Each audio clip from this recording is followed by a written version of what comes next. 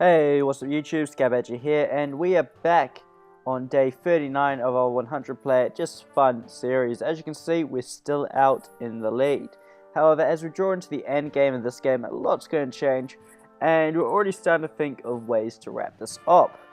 As stands, quite a few of the players are starting to go inactive, and that's starting to leave us with very few people left to fight, and a peaceful resolution at this point seems like the biggest opportunity and the more favored option.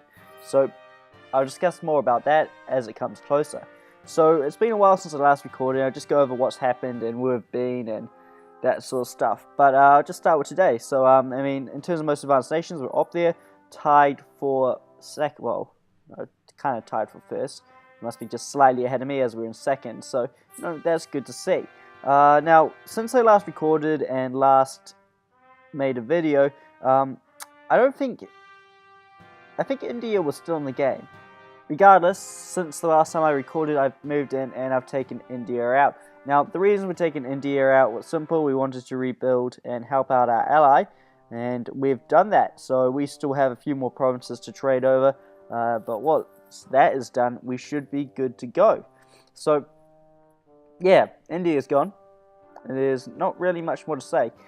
We took a hammering in terms of our food economy and how much food we were producing. So at one point we got down to minus 500 an hour, and luckily I was able to get some food back off Korea that I gave him to help rebuild, and that was able to keep me up high enough so that I didn't go negative. Had I not requested that food, I would be in a horrible mess right now.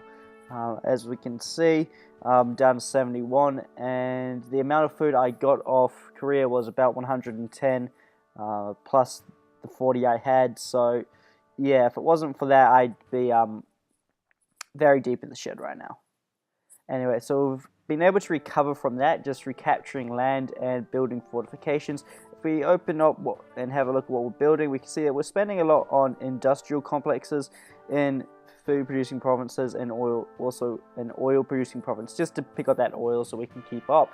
Also building a lot of infrastructure and a lot of fortifications. So in fact, it's probably actually time that we started some more building projects. So let's start by carrying on the construction of that. And then, okay, we need one more fortification here. Hopefully that doesn't delay that too long. Anyway, should be all good. Now we can afford to invest in industrial complex here. My ultimate goal really is basically to get back up to 500 food per hour, well, 300 food per hour, let's be realistic, and then from there I can start to make more troops. So in terms of making more troops and where I want to go, I want to finish off building a few new battle groups. Now I've got most of the way there. I have half the destroyers I need and more than enough cruisers. I just need to build the battleships, carriers, and submarines. So that's the next goal. I also want to finish the subwall and get the subwall connected all the way up here to Japan and up around here into the east of Russia, the far east of Russia. So that's the ultimate goal there. I don't really have too much going on, and like I said, things are really winding down in this game. But I am planning to invade Pakistan at some point just to get the remaining few points we'll need to get a coalition victory. Now at this point, it's not my coalition that's probably going to obtain the victory. If I join the Americans, we'll be able to obtain a victory that way. But without me, they can't do it. And without them, I can't do it. So, I mean, unless, yeah, I want to get really stuffed up, I kind of don't really have much of a choice.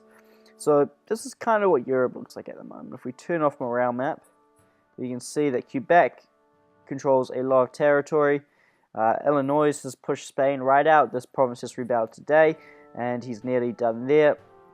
South Africa is inactive. I don't know what's up with him, but I'm sure he'll be back at some point, hopefully, or else that could make things very difficult as he will have to go. Yeah, so that's what's happening there. There's not really too much more to say. Romania is slowly rebuilding, as we can see here, and he's slowly making his comeback. And he's getting back up on the stage. He still has a way to go, though, especially if he wants to get down here and reclaim his core territories.